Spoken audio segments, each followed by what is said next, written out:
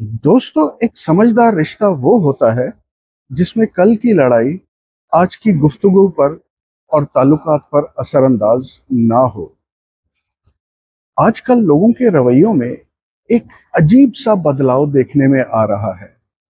अगर हम किसी शख्स के ख्यालात या नज़रियात से इख्तलाफ रख लें तो वो शख्स उसको ज़ाती इख्तलाफ समझ लेता है,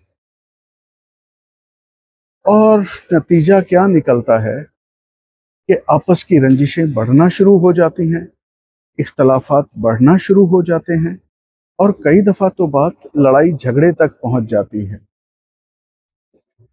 हम लोगों में दूसरे की बात सुनने और समझने और बर्दाश्त करने का टेम्परामेंट ख़त्म होता जा रहा है।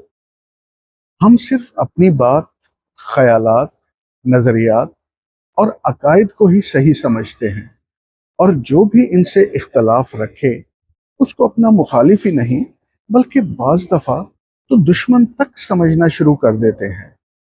दोस्तों, हमें एक दूसरे के तजुर्बात और ख्यालात को भी सुनना चाहिए, उनका एहतराम करना चाहिए।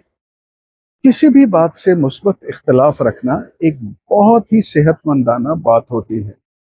इससे हमें सीखने का मौका मिलता है, नए ख्यालात, आइडियाज और सोच का पता चलता है।